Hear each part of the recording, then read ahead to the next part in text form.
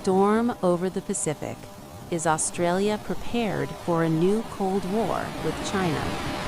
By International Affairs Desk. The ocean between Australia and China has never felt smaller or more dangerous. In recent months, the normally quiet waters surrounding Australia have become the stage for an unsettling show of force.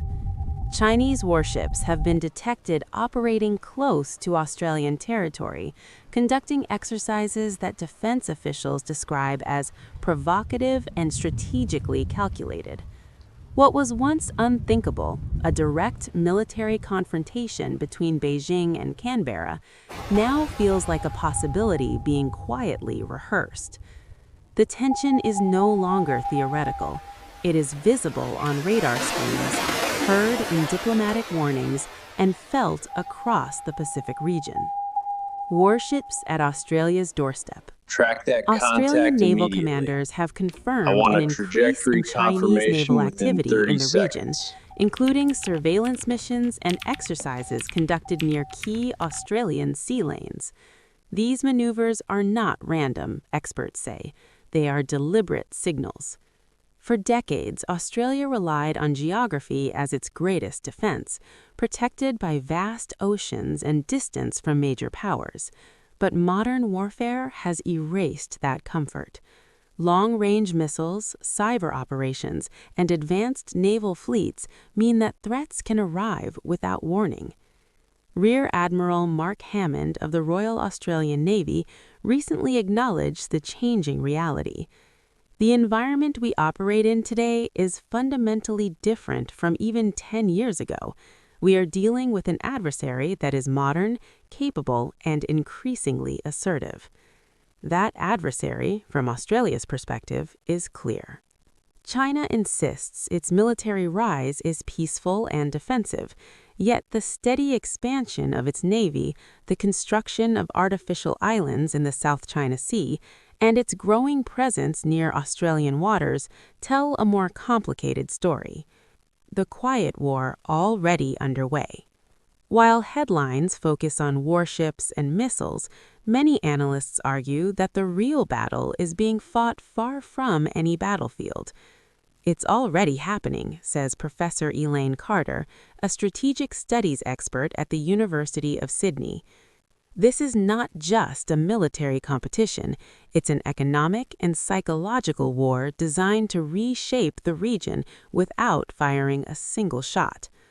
China's strategy, Carter explains, is subtle but powerful.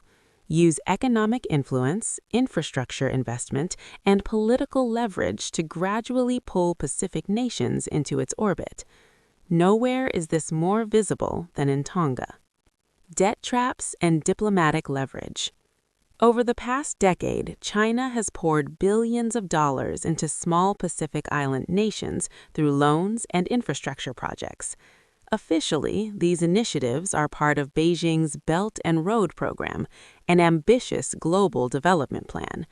Critics call it something else: debt trap diplomacy. Tonga, a small kingdom northeast of Australia, owes nearly 1/3 of its national debt to Chinese lenders. Much of that debt funded roads, buildings, and ports, projects welcomed at first, but now viewed with growing anxiety. What happens if Tonga can't pay, asks former Australian diplomat James Ralston. Do they hand over control of strategic assets? Do they allow a Chinese military presence? These are not paranoid questions anymore.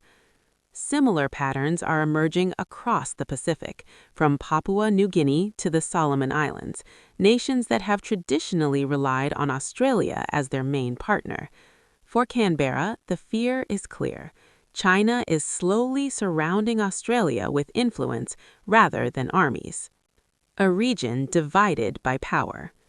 Beijing strongly rejects accusations of coercion. In official statements, Chinese representatives describe their expansion as a natural and peaceful rise of a global power. They argue that Australia and the United States are clinging to an outdated Cold War mentality. China has no intention of threatening any country, a spokesperson for the Chinese embassy in Canberra recently said. Our military development is defensive in nature. Those who portray China as an enemy are creating tension where none should exist. Yet, in the same breath, Chinese officials often issue blunt warnings. If conflict were forced upon us, one senior Chinese military analyst declared on state television, the outcome would not be in Australia's favor. Such statements are heard in Canberra as no reassurance, but veiled threats. Australia's race to modernize. Inside Australia's defense establishment, the message is being taken seriously. The government has launched the largest military modernization program in the nation's history, investing in new submarines, advanced missiles, and closer defense ties with the United States and the United Kingdom under the AUKUS agreement. Prime Minister Anthony Albanese has repeatedly emphasized that Australia does not seek conflict, but must be prepared for it.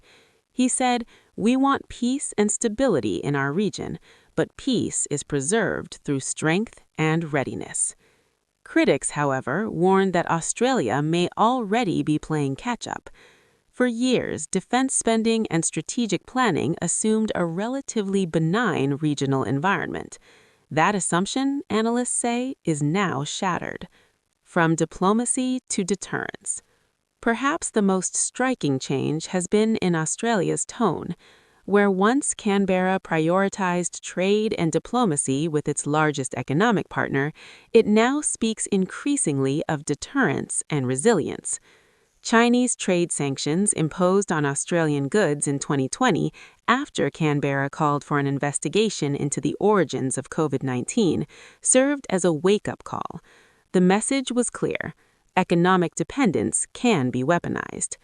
Since then, Australia has worked aggressively to diversify its markets and reduce vulnerability to Chinese pressure. Still, the economic ties remain deep, and disentangling them is easier said than done. The human dimension. Beyond governments and generals, ordinary Australians are beginning to feel the unease. Fishermen in northern Queensland report encountering foreign vessels more frequently. Cybersecurity agencies warn of rising digital intrusions. Universities grapple with questions about foreign funding and influence. People used to think geopolitics was something that happened far away, says security analyst Rachel Nguyen. Now it feels personal. It feels close. What comes next? No one predicts an imminent shooting war. Both China and Australia have too much to lose. But the trajectory worries many observers. A miscalculation at sea, an aggressive military exercise, or a sudden crisis in Taiwan could transform tension into open confrontation with frightening speed. We are living through a strategic turning point, Professor Carter warns. The old rules are fading, and new ones haven't been written yet. For Australia, the challenge is enormous. Defend its sovereignty, protect its economy, and maintain regional stability, all while avoiding a conflict with a superpower only a few hours' flight away. A new reality in the Pacific. The Pacific Ocean was once seen as Australia's protective moat. Today, it feels more like a front line. Chinese warships continue to sail, Pacific nations continue to accept Chinese loans, and diplomatic language grows sharper by the month. What is unfolding is not just a disagreement between two countries, it's a struggle over the future shape of an entire region.